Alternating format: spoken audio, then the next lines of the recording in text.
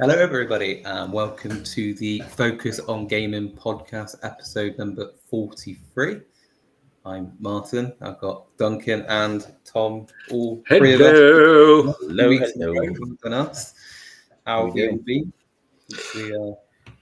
Been gaming a lot. Yes, I've been gaming a lot. I think I've been keeping people up to date with something I've been doing, but we'll talk about that later. But what have you been playing, Tom? Funny enough, something we're going to talk about later. Oh, okay then. Martin, what have you been playing? Snake. I've been playing Snake.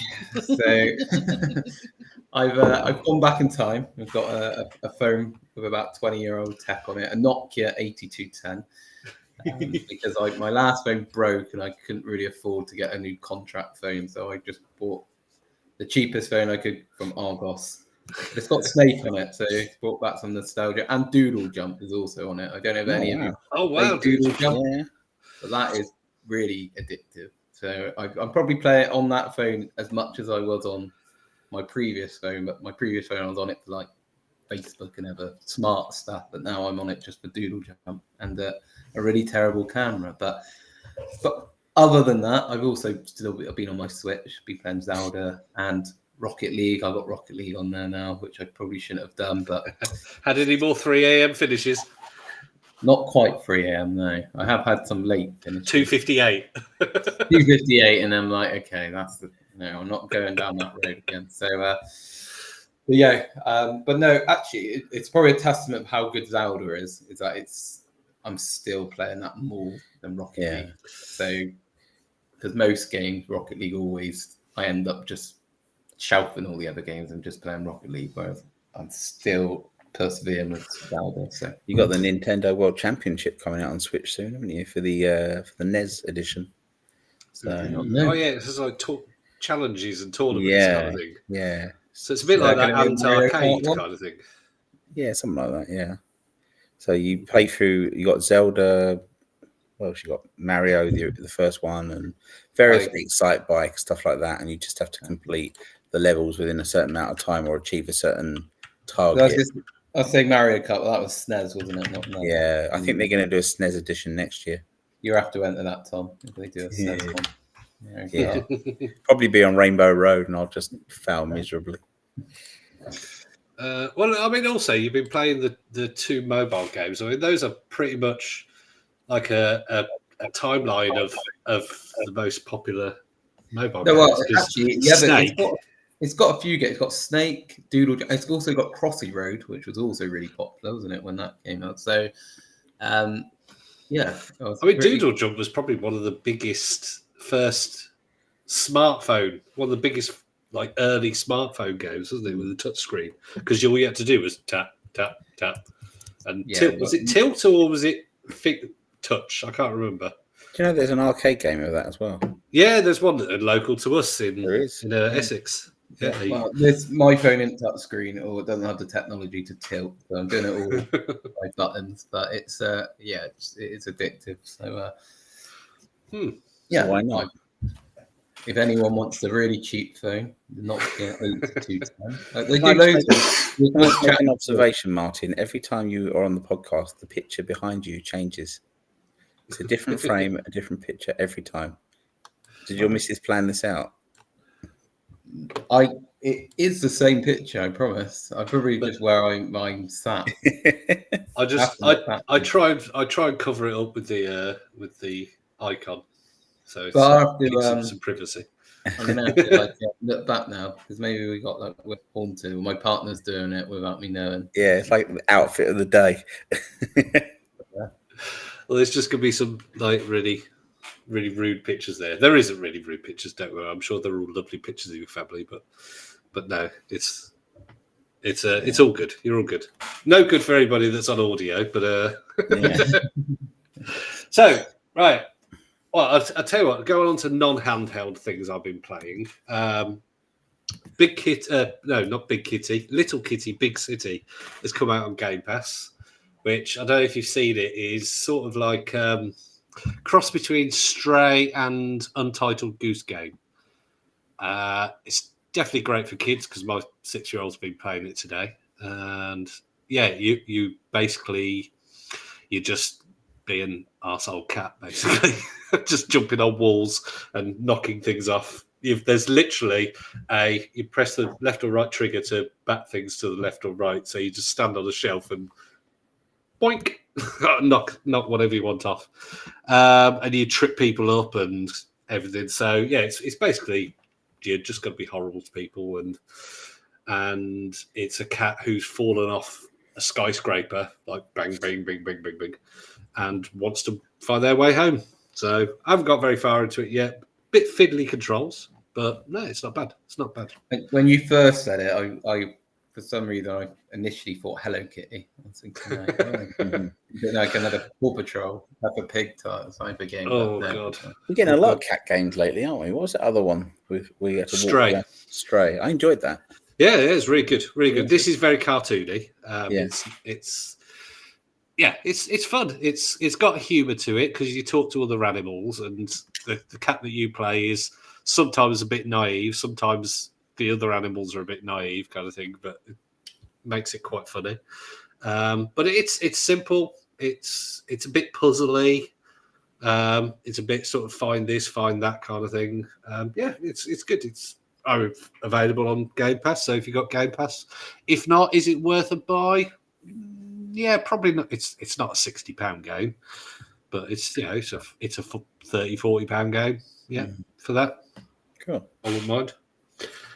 What else? There's been so many things come on since we last played.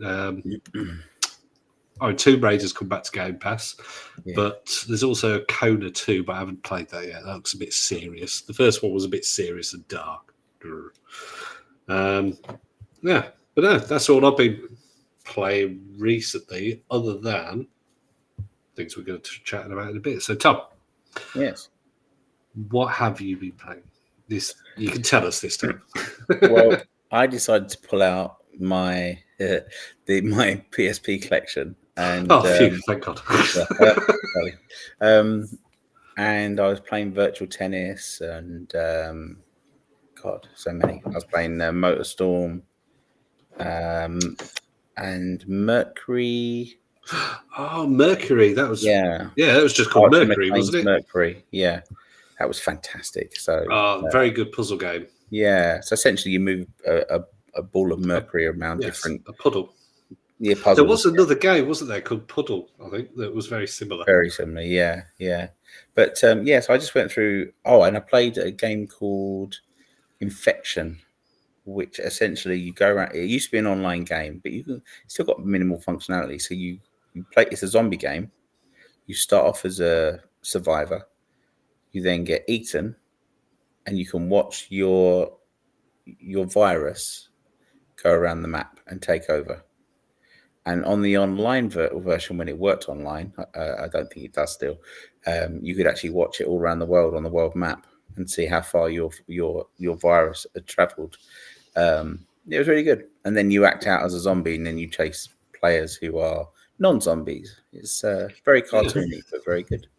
So a very unique game. So yeah, now, I owned a PSP, and at the time, because I was just looking up at all the details of it, the PSP came out in 2004, and that was the same year as the Nintendo DS. So we were sort of had a difference of opinion before you came on, Martin. As I was saying, it got destroyed by the DS, which it did commercially. But you said you preferred the PSP. Is that because the games or the DS was targeted at kids and mums, and I think that until you got to the 3DS XL, then the DS was essentially a very, very much kids orientated machine. Or, like I said, my mum, who was 60 at the time, would play it. But the PSP was very much targeted teenagers and people in their 20s, early 30s. It had PS2 stroke. It was PS3 it was graphics. PS2-ish graphics, wasn't it? It was PS2 and a half, I'd say, and it was bloody good. And you could obviously get UMD movies as well, which, to be honest with you, I never really bothered with. They sucked. They did suck completely. But as a machine, it was fantastic, and it had so many variations. You had the PSP original, then you had the PSP 2000, the 3000, I got the PSP Go. So I was going to say about that one. That was awful. Do you know what it is? Except for if you hack it and put retro games on it, then it becomes fantastic. Martin, have you had a Sony handheld before? I had the PSP. You had the PSP. So I have the Vita, but I did have the PSP. Like Tom, at the time, I saw DS as more of a, because I was, it was 2004. I'd have been 14/15 in that when it came out. So I saw the DS as like a bit of. Makes me feel old. I was 26. Yeah. And someone of my age. So I did see it as a bit more of a cooler console. Whereas the DS was, like Nintendogs and brain training. Then the PSP had, obviously had like the Grand Theft Auto games on there. Just a lot of the games which were on the PSP. And also I did like the movie. I know you said you didn't like the movies, but I just like the novelty of being able to watch a movie on the go, yeah. On the go, yeah. So I'd be like in bed watching like some movie or that. No. I don't know if you could get. Could you get? Probably in Japan. In Japan, they probably could. Yeah. Let's have a look. You could probably still get UMD porn. They didn't sell it in a game station if they did. So all the stuff I had at the time was from game station. So you could mainstream. Wow, you could get porn on UMD. So if you were that sad, I have to find my old PSP now. No, that's it. You say about obviously it had GTA on it, which you had Chinatown Wars, did you, and Liberty City Stories, did you, on that device? Yeah. Now they were good, and you had God of War games. You had like Need for Speed on it. Yeah, you had loads. JRPGs were 10 a penny. But what were they all necessarily ones that you want as a handheld? Did it work as a handheld, or did you? I look back at some of the games now. I've been playing the Vita this week, and a lot of the games I'm just thinking I'd rather play that on a big screen. Yeah, you could link it up to the big screen, though, couldn't you? Could you? I know you could with the Vita. And I think the original PSP, there was a way to. There was PS TV, wasn't there? That was the Vita, though, wasn't it? Yeah. It was the Vita TV. Is it on here? I've just got this on actually. Let's have a little look. Play a game and you're enjoying it, and you think, "Oh, I'd also enjoy it if I was playing it on a big screen." But then the point of a handheld is it's just the convenience of having a handheld, isn't it? So you might, like I had, when I was saying about like grown-up games, but I had a Loco Roco. It was that was so game good. I used to play. Oh, Loco Roco. Yeah, that was another tilted one, wasn't it? That you just used the shoulder buttons. Yeah, so you were like a ball, weren't you? You just roll around, but you would have to like. You could also link it to the PS3 and remote play on the PS3. So that was way before the PlayStation Plus and. Yeah, so apparently you could just connect the bottom of the PSP to a TV, the connection at the bottom. I did not know that, and I had a PSP. So component cable, but it was the 2000 and 3000 models, I think. And it was it the first handheld that had like an analog stick?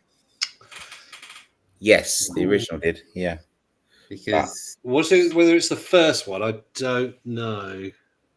Because none of the Nintendos had an analog stick, did they? The original PSP did on one side, whereas the Vita has it on both sides.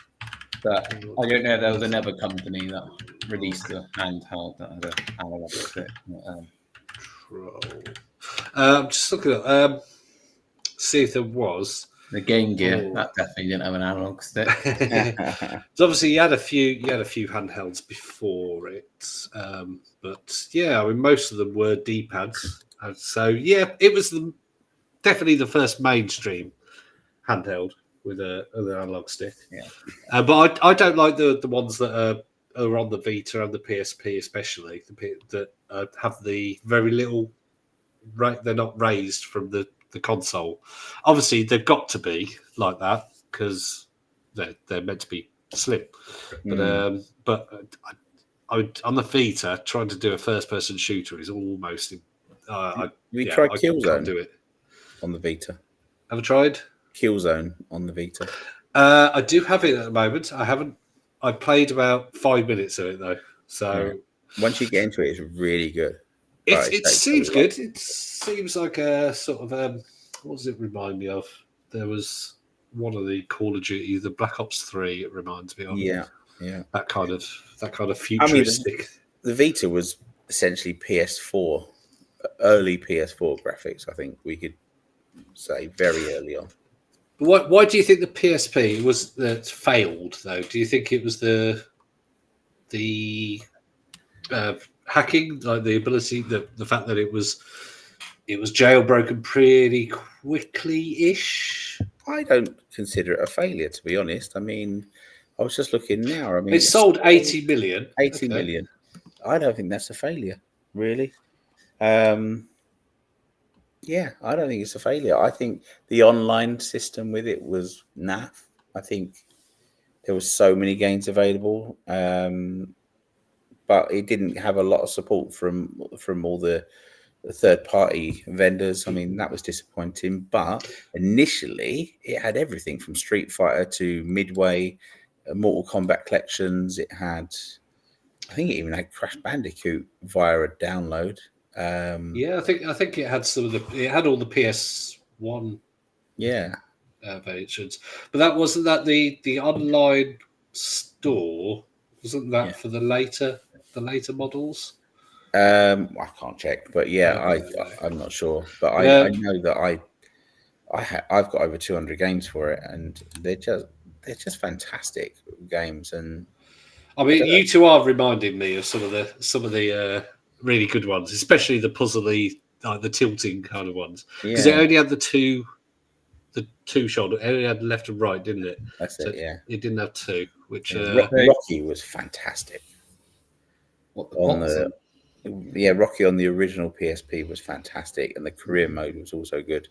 I did like I did like Rocky, but I never played it on PSP. I just had it on the GameCube. Adrian! But no, I think in terms of it being, if you compare it to the DS, but I think just Nintendo, if you compare anything to Nintendo handhelds, they've just got almost of that. I think they did all right. Their first. I think the hardware sold all right, but I think that the developers started to step away from it because of the rampant piracy. And I think it was the later models, wasn't it, that were easier or did something. I can't remember what the story was, but so it was the same as a lot of these things. If third-party developers don't develop for you, you're not going to have that many great games. And I think once the PS3 was in its later years kind of thing, it people sort of forgot about the PSP, especially because obviously then you had the PlayStation Vita, which I do believe came out in December 2011, but didn't come out until 2012 in Europe and America. So you didn't have one? Did you have one when it first came out, or was it originally, Tom? I didn't. No, I got one many years later. So I booted mine up because the reason why we're talking about this, I suggested this subject was because I found my Vita this week. When my wife was clearing out this room, which is now actually tidy, she found a box of my stuff, and there was my Vita. So I charged it up, and it worked absolutely fine. Problem is that my account that had about 15 games bought on it is on my old email address, which I can't access anymore. So I lost all those games. But I do still have my box games. I had Little Big Planet, and whatnot. But I did notice before I had to reset it because it would let me play a couple of the games for some reason, even though it technically wasn't logged in. And some of the save games were from 2013. Quality. So with my 16 gigabyte bespoke card, oh god, they were horrible. I remember that being really, really expensive. Just a 16 gigabyte. It was horrific. You couldn't save anything. Is yours the one that allows you to put a SIM card in it as well? No, I had a Wi-Fi only one. Because it came out 2011, and I think there was different versions. Hang on, I'm just looking at the different versions. Revised model came out in 2013, which was a slim. Yeah. But I did not have the slim because the slim I think had a internal. Yeah, it came with 1 gigabyte of internal storage memory. Yeah. It had a terrible screen on it as well. Apparently, you could not use the internal memory and the memory card concurrently. I don't know what memory card I've got in mine. Let's have a look. Apparently, you once you installed a memory card, it would convert all the save games and everything over to the memory card. But it had a micro USB Type B port, which I've just opened by accident. But yeah, so it's got an OLED screen, and I was going to say it had an OLED screen, wasn't it? It's touch screen. It's got the touch back. It's got dual analog sticks. So for me, in every way, in shape and form, it was vastly superior. It wasn't just the power; it was vastly superior in every way to the PSP for me. But also, it compared to when we were talking about sales, the 3DS was also a lot popular. And the 3DS had been out for a year already when it came out. So again, would you say it was a success, or would you? You say apparently there was. Let's have a look, see if I can find the general sales of this. 17 million. Apparently. Oh, blimey! So massively flopped. Yeah. But this definitely, I think the first, all the big games were, as soon as it was found that it could be hacked, I think all the first third-party developers just abandoned it. I have an 8 gig memory card in mine. So I've got double space for yours. So even now, I mean, the way to hack it now is what you to just play homebrew and whatnot. Is literally you go to a web page and click a button, and that is it. And as soon as something is that easy, if you're Activision Blizzard or Microsoft or whoever developing for it, you're just going to go, no one's going to buy our game if they can copy it. We're not going to spend $1 million on, and everyone abandoned it. But yeah, I loved it. It's become a very handy emulation device, really, hasn't it? Yes, that's what a lot of people do with it. I personally haven't, because I can emulate on the Steam Deck, and it's a lot less faff. Yeah, you can play PS4 on this, by the way. I've tried. Yeah, that would help if I had a PS4. Yeah, well, but yeah, it does work really well on that. So, but I still enjoy it. I still play it. My kids play it. So, Ollie plays it. Got some great go. I mean, I've been playing Tearaway on it, which is the sort of the equivalent of Astro Boy on the PS5. Yeah, it uses the device and shows off the device. Where literally there's some places where, because the world's made out of paper, you can touch the back and it puts a finger on the screen as if you're putting your finger through the screen. And so it's very clever, and it uses the device to its full potential. It's quite easy though. It's an easy platform puzzler. But its online features are no longer valid. But there have been a couple of games that I've played which still have active multiplayer, and I tried the online servers, and people are still playing, and not in 2024, so that's 13 years after the console came out, and people are still playing it online. I think No, I I am. got cash converters. I was just reading about why it wasn't so, or why people believe it wasn't so. Apparently, it had a high price point compared to the 3DS, which obviously never helps. It was expensive for memory cards and game storage, and also it came out when there was an increase in popularity of smartphones and tablets, which again, I guess, That'll do it. Yeah, probably not very good timing for a handheld to come out when smartphones and tablets were probably I mean, I've sort of trying getting popular in as well as for gaming as well for just being as phones, isn't it? So I remember the 16 gigabyte card that I got. I'm pretty sure it was something like 30 or 40 pounds, which, although nowadays, 16 gigabyte, you'd probably get an SD card for 16 gigabyte for, £2 or £3. 30 or 40 pounds 10 years ago, well, probably 11 years ago. That was a lot of money. So it was not cheap. I don't know whether there wasn't anything particular. I wanted shiny new thing, and it was a shiny new thing that was very powerful, like the PSP, where you could play console quality games at home, but in your hand. But it never quite reached its full potentials in having a massive suite of things. There was a lot of ports. You could get the God of War collection, the Need for Speed game that you were playing recently, Tom. Was that Most Wanted? That was, yes, I think it was. Most Wanted. And then things like Killzone, which came out, it was okay. It was very good. The fact that you were playing this really pretty looking first person shooter, and it was okay, but it wasn't as good as your Call of Duties.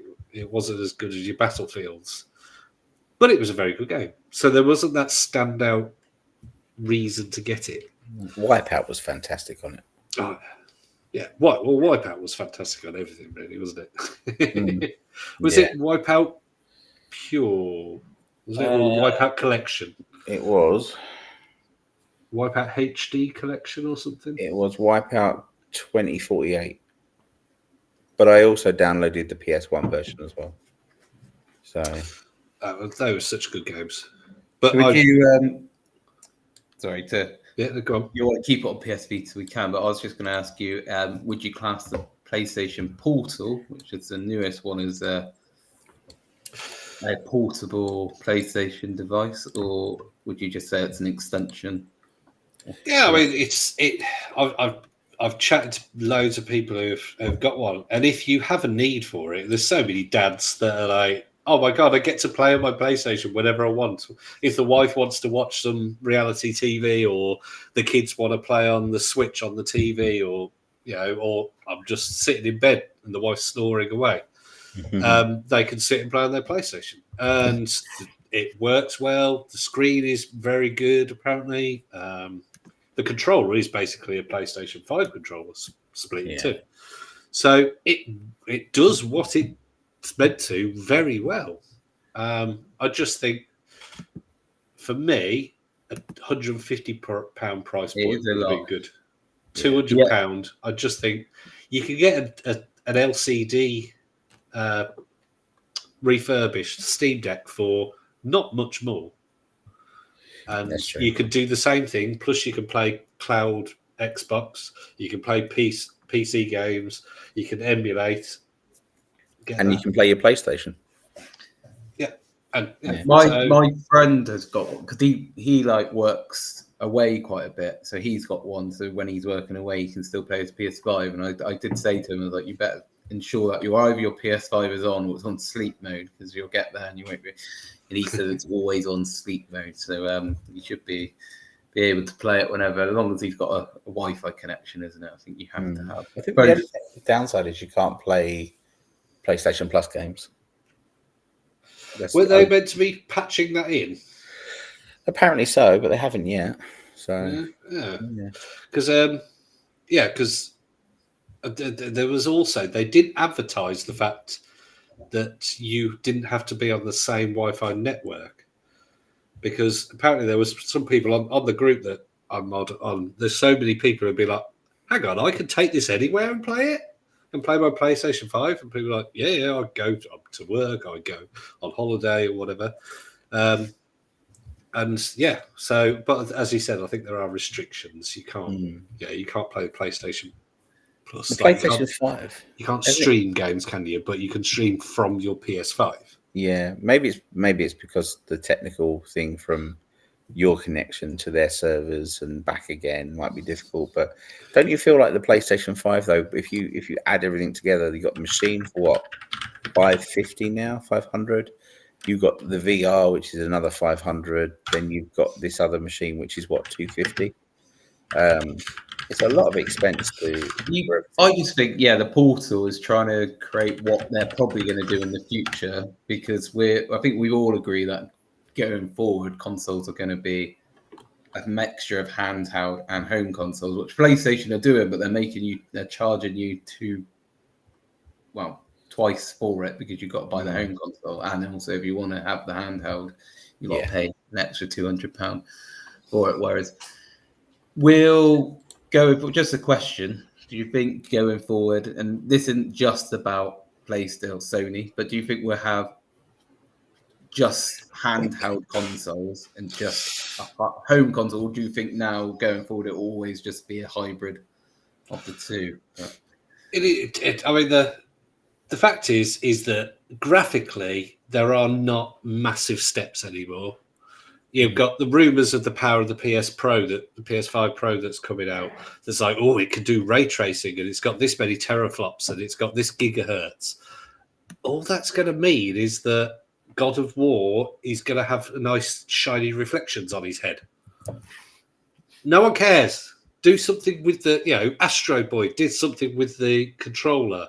You've got innovative games. You've got games that people really get stuck into, like Hades, that don't need that power. But like you said, a handheld, that's perfect. Something like Hades that doesn't require, I think you can get Hades or similar thing like Dead Cells or Metroidvanias on phones.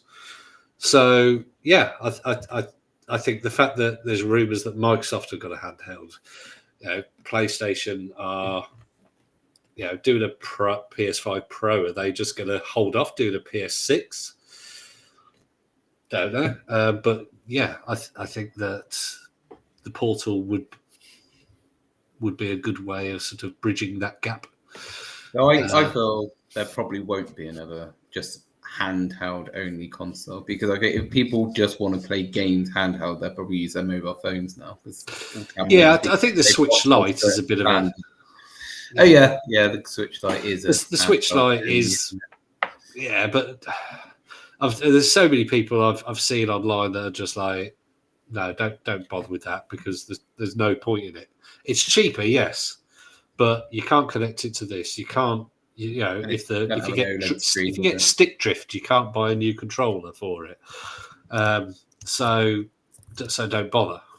Now, it is great that if you've got a family of Switch users, you could just go, here are kids, have the Switch Lite while you play on the TV. But no, I think if Sony come out with a handheld, it will be a dockable one.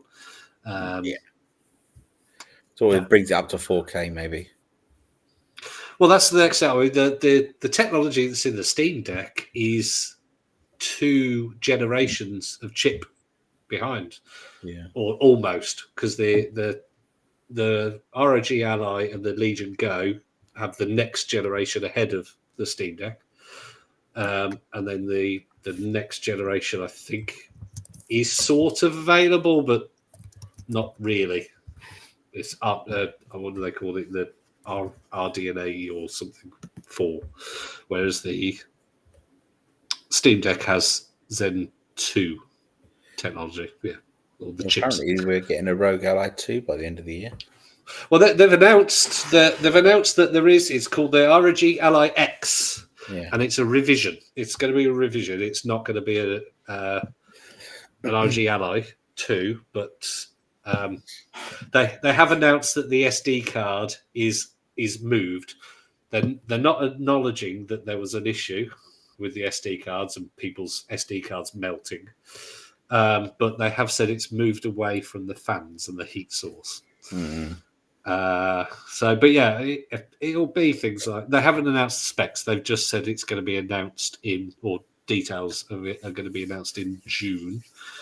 And yeah, so that'll be probably better screen, better battery life. Apparently, that's the big thing that they've said is happening. Is battery life is doubling. Now that's doubling is probably going to make it a bit of a brick. But I suppose when they must have been developing this for 2 to 3 years. So the tech in it's dated.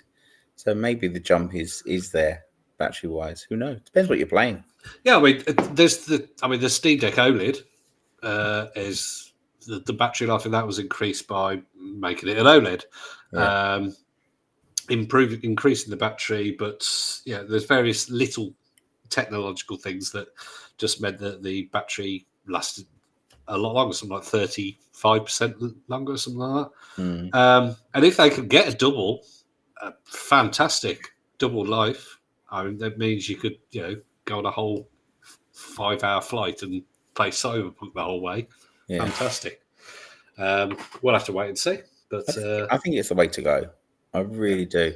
But do you know what interests me is having a device you can dock, a bit like the Switch, but also if they could include some glasses or something, so when you want to play remotely but not on the screen, and you have it something you can connect to it, like you tried to bring back Google Glass, are you? No. But like big screen, they did a micro VR headset. Did you ever see that? It was more or less the same size as a pair of shades, and there are quite a few like screen shades that you can get now. I mean, they start quite cheaply. Well, I say cheaply; they're like £200 kind of thing. But yeah, I mean, you can go up to sort of £600-700, but they are basically screens. Yeah. But yeah. I mean, can there ever get to a point where mobile phones just get so good that people just use their mobile phones for everything, including gaming, and don't have a console because they just dock their mobile up to the screen if they want to play? I don't actually. I think we're going to see in the next 10 years, maybe less, the mobile phones become obsolete, and we're doing everything in wearables. I honestly don't see. If they make an easy to use wearable, I could see them. They could see them taking over, but I mean, they make everything so clunky and. Yeah, and people don't want that. People want ease, and a little black, rectangle that you slip in your pocket is nice and easy. So unless they make something just as easy, where it's like your phone can have a screen come out of it. Oh, no, your watch can have a screen come out of it, or I don't know, whatever happens. But yeah, it needs to be easy. I mean.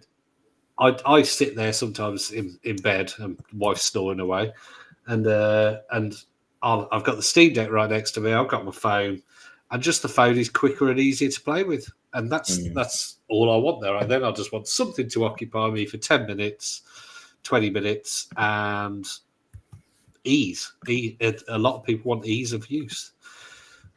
Well, Apple bring a lot of first-party console games to their devices. There was one they announced recently, didn't they?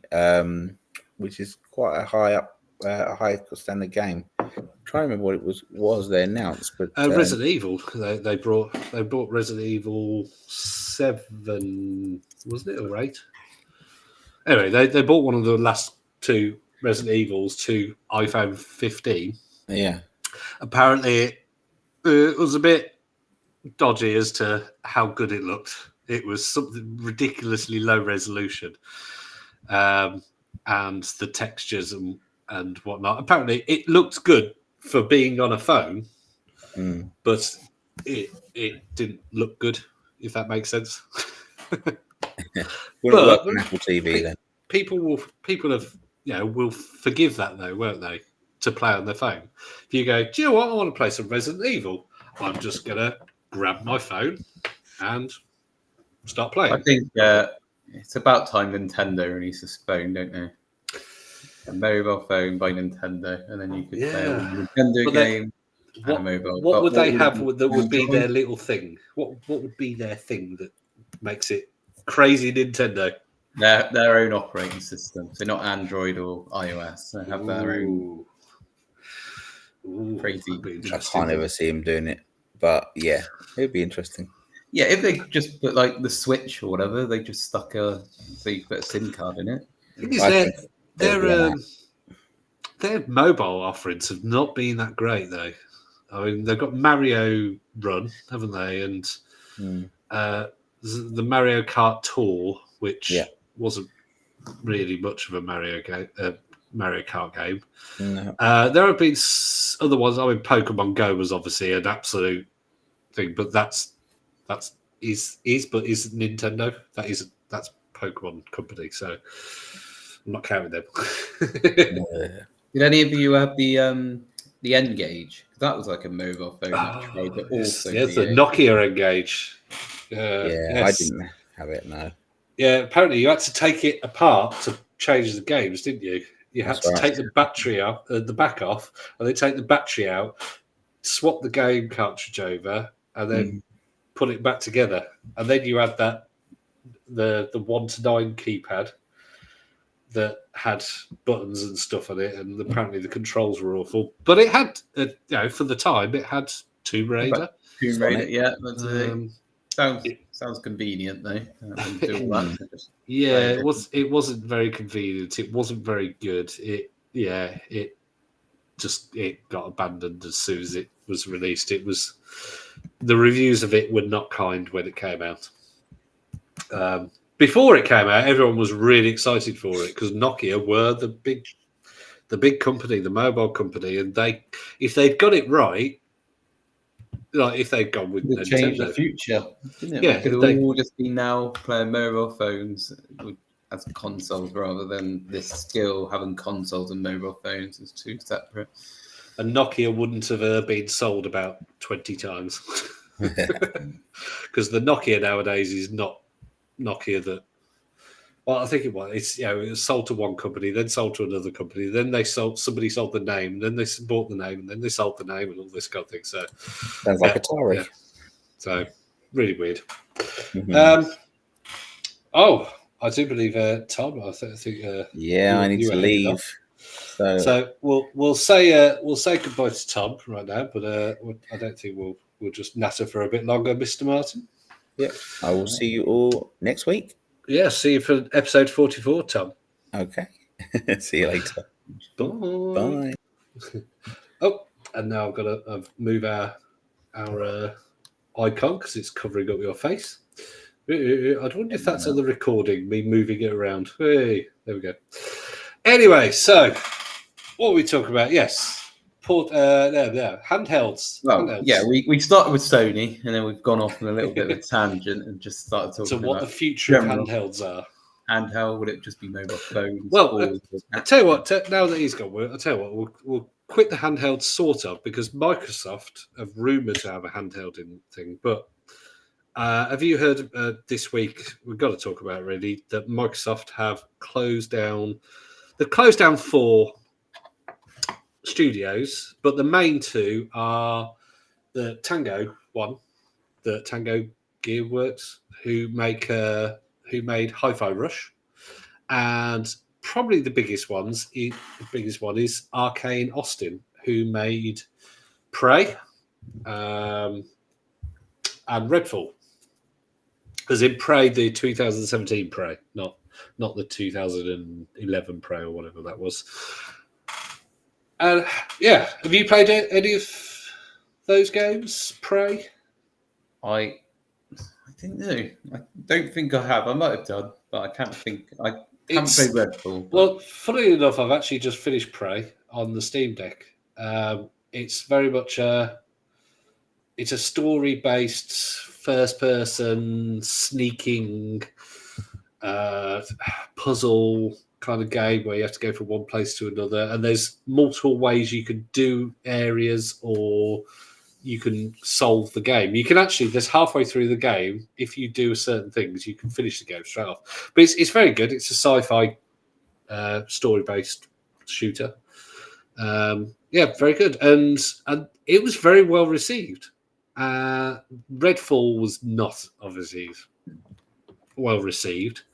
And Microsoft had cancelled all the DLC that was planned for Redfall. And yeah, so it sort of come out of left field a bit, and everyone was very surprised that it happened because Hi-Fi Rush was relatively well, it was very well received, and not just on Xbox, also on PlayStation, isn't it? Yeah, it just come out. It's Tango Gameworks, that's the one. Now I think is it Shinji Mikami who made things like Evil Within, the Evil Within 2 and Ghostwire Tokyo. They did those games as well. So no one really saw it coming. But at the same time, I don't think any of them are particularly sold. They haven't broken records for the sales. They've just been very well received. Maybe Microsoft are just streamlining their... Yeah, I think that they've had a lot of people backing them up that are in the industry, but they've also said what they need to start doing is clarifying what they're doing. It's almost like there is maybe a handheld coming. There is, we're leaving the hardware industry. There is an Xbox Pro or Game Pass coming to Nintendo Switch or something like that. I don't know. Whether it's something big, we don't know. But that's the problem is they've just shut these 2 or 4 studios and then just haven't told anybody why, and nobody knows quite why. Yeah, I think out of all the companies like Nintendo, Microsoft, and Sony, the most rumors are always to do with Microsoft, isn't it, at the moment? Where, it's just people trying to second guess what they're going to do next because you had all the stuff with the Activision. These companies do all come under the Activision or Bethesda buyout, I believe. Don't quote me on that. But yeah, they're all ones that they bought in the last 4 years. I mean, the one of the mobile ones was the one who did Mighty Doom, which was it wasn't that good. It was just a bog standard mobile game. It probably made very little money for the input that they had, like the monetary input. So whether or not that wasn't their expectations. Unfortunately, with a company like Microsoft as well, is that they have to pay, they have to show growth to shareholders and boards and all this kind of thing, and that means that things have to sell. They have to sell more each year. And if they're like, yes, this is really well received, but it's just sold exactly the same as something last year, that isn't good enough. They've got it. Yeah. So it's... And also, Microsoft have been in the news as well for Microsoft to open web-based mobile game store this summer. Will only host its own games to begin with. That's what it says. But so no, not really. I haven't really looked too much into it, but Microsoft is set to open its web-based Xbox mobile game store in the coming couple of months. This news comes from Xbox President Sarah Bond, who's speaking at yesterday's Bloomberg Technology Summit. In July, we are going to be launching our mobile experience. We're going to start actually by bringing our first party portfolio. This will include games such as Candy Crush, which Microsoft now owns. And part of the King purchase. And then there's a load of other stuff. I won't read the whole article, but it looks like they're going to be extending capability to partners. Take advantage of they could do cross-platform, game-centric mobile experience. So if it can be cross-platform, as in I own. Not only do I have Game Pass, I own Minecraft. I own some other games that are possibly good for mobile porting. I would hope that means that I will be able to go, right, I own Minecraft. Oh, look, I can play it on my phone. Now, technically, I could already do that because I already own Minecraft on Android on the Play Store. Now, we're talking about this. I wonder if they're going to withdraw Minecraft from the Play Store and only have it on theirs. But then are they going to have an app that has the web? It says web-based store, but then they could have a web-based app, maybe? I don't know. The thing is, you have a phone, even with whatever phone you end up with, are you going to get a different store just because it has Minecraft and Candy Crush? No. And it would go against what Microsoft, because they seem to be trying to open up the gaming market to multiple platforms, allowing games to go over to PlayStation. So if they could get Game Pass to include mobile games, that would be good. Or at the moment with Game Pass you get perks. So that's Mighty Doom was one of them. That over the last few months they've tried to give away Mighty Doom perks to try and get people to play it. So maybe the part of the Game Pass Ultimate will also, like Netflix, are getting into mobile games. So if they come that you like what's it called, Android Pass game. Android have a Game Pass, and iOS. What is it? iOS has the Apple Play or something. Play Arcade pass, and you can pay a certain amount per month, and you don't get in-app purchases, and you don't get adverts. So if they include that as part of Game Pass Ultimate, I'd be well up for that. But if they go, here's our store, buy Minecraft again, pay for stuff on Candy Crush, I don't think many people will be interested. It'll just go the way of Windows Mobile, I think. Yeah, I did have a Windows. I had it was a Nokia again, just going off a bit of the point, but it was a Windows operating system. Oh, the Windows Mobile, fantastic. Windows, like Lumia. the tiles. No, but it was the issue was the apps. There wasn't enough apps. Yeah, and then everyone who had like an Android or an iOS or whatever, I got rid of it in the end because of that one. I had the Lumia, which was like this big yellow phone, and it was a really good phone, but it's just the operating system was. It failed again, because the as soon as people, whether it, I don't know, let's say YouTube, actually wasn't YouTube one of the things that there wasn't an app or something. That I know there was a couple of big things that there wasn't an app, but say there was a YouTube app and they stopped developing for it and it stops working, then somebody who makes, I don't know, a browser for it is going to go, oh, what? If YouTube aren't developing for it, we're going to stop developing and focus on Android. And then they all the apps started to do that, and eventually everything stopped working. And it's unfortunate because it was a really good operating system. And if they'd managed to, I think, keep it going until nowadays, where everything does work in their ecosystem and cloud and all that kind of thing, I think it would have been really good. But it also worked with Windows 8, which, less said about that, the better. All the tiles for that, because they thought that the future was touchscreen computers, which it sort of is, but it wasn't. And, it wasn't the best Windows 8. In fact, I found, clearing out, there's another thing I found was my Windows 8 Pro disc, which went in the bin because I looked on eBay and it was available for about £2. So I was like, nope, don't need to sell that. I did. Although I've checked Vitas, and Vitas are going for ridiculous prices.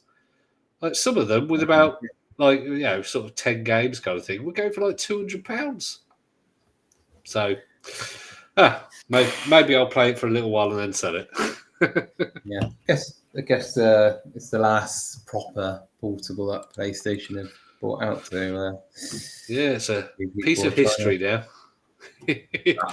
I mean, technically, it was supported until 2019. So yeah, it's only sort of 5 years unsupported. Reception and sales. In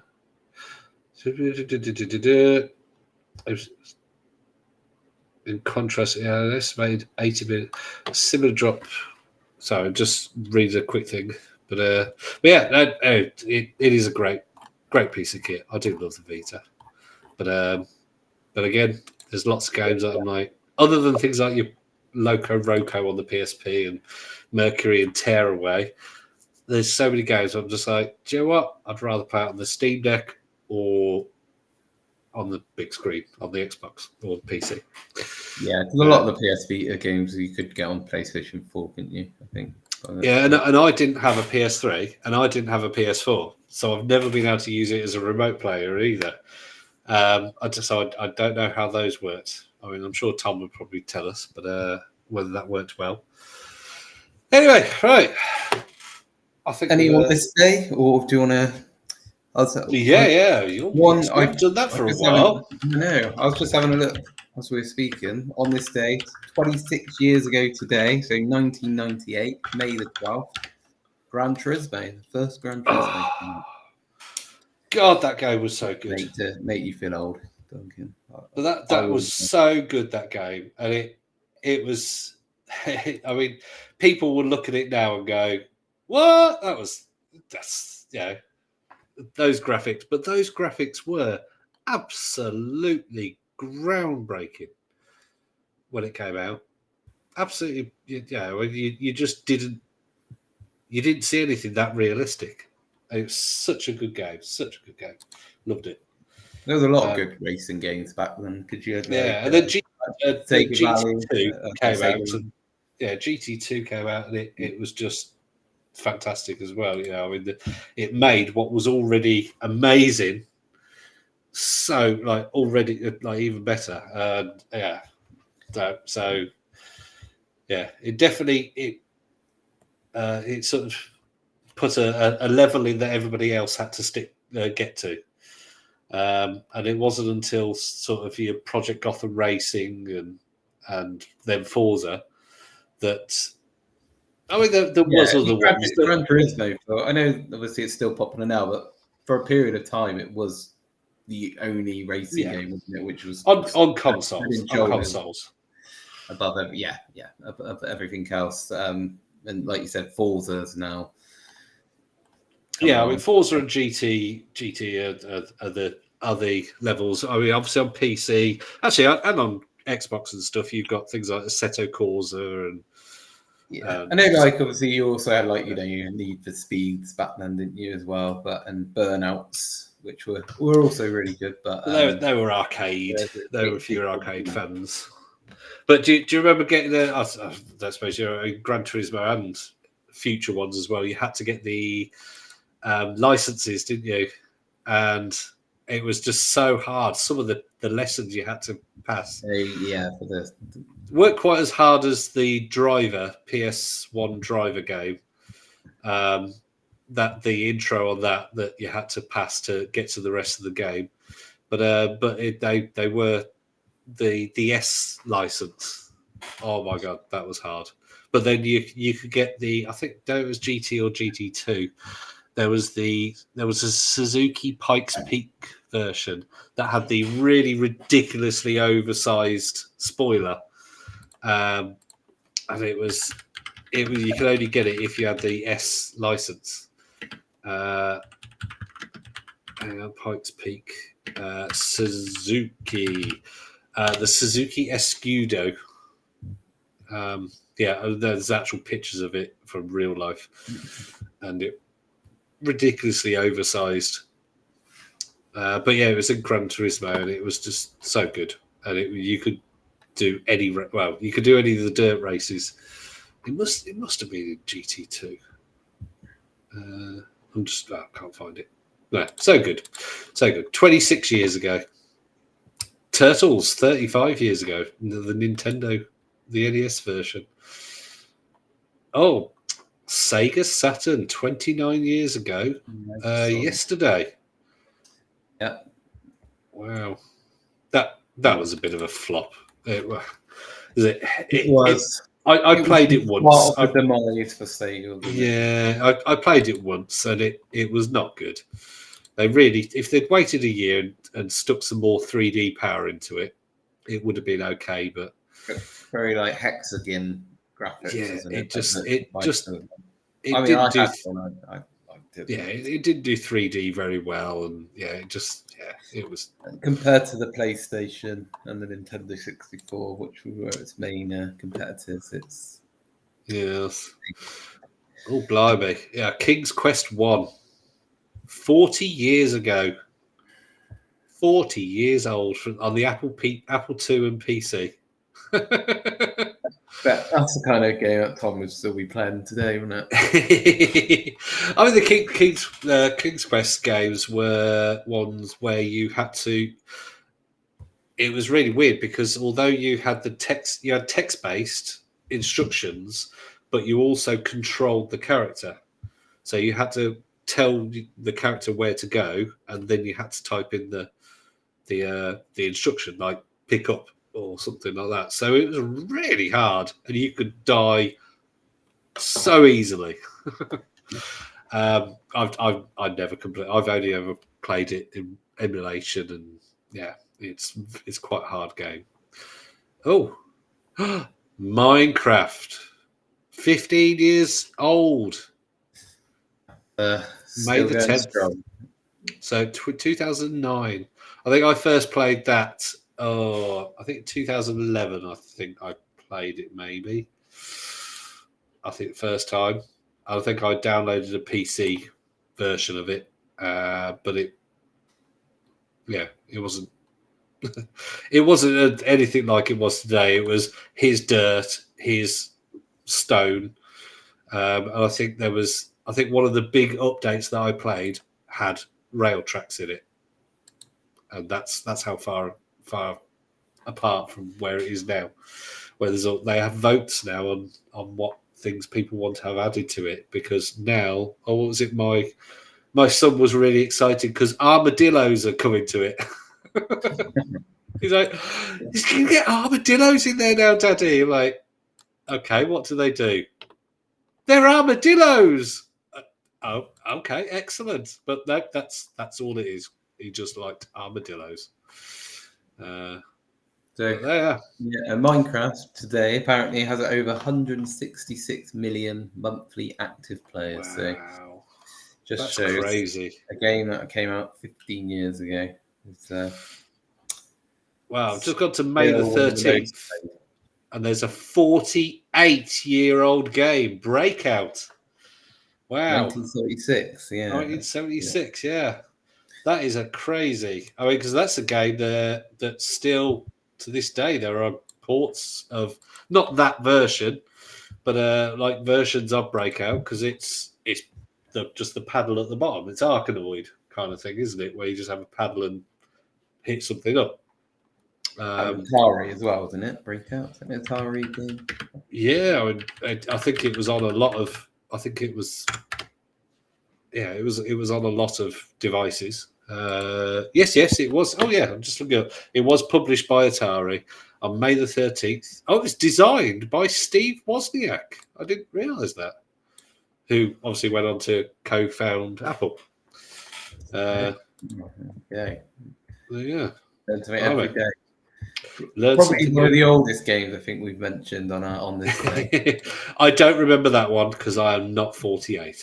Okay, we found a game that predates you. Predates me because I'm just that old. Yeah. I mean, I was born 2 years after that was released, but it was a very popular game still when I was a young fella. And still to this day, it is reasonably, ported game. I can't trying to see if there's any older ones, but I can't. So, Breakout, congratulations, 1976. Going to be 50 in 2 years' time. So. Wow, Breakout, 50 years old. Oh, right. So I think that's about all the games we can find right now. So good one to go off on.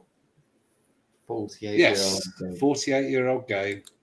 And that's why people who are my age kind of thing and older are gamers nowadays. Back when I was a teenager, it was just for kids. But now it's for adults because the kids that were gaming in their parents' house in the 80s are now gaming in their own house. So So everybody should like and subscribe. And we do have the new web address, focusongaming.co.uk. That will take you to all our episodes, and it's got all our YouTube link, Facebook link. It has got our Twitter and Instagram link as well, but I don't really check them much. Occasionally, I go on there and go, "Whoa, somebody chatted to me a month ago." So if you want to contact us, go on Facebook mostly. I do apologise. Or email us on contact@focusongaming.co.uk. And that will email us as well if you wish to chat to us. Like us, subscribe us, review, all that bump. And and next week will be episode 44. All right. And we will see you then. Bye.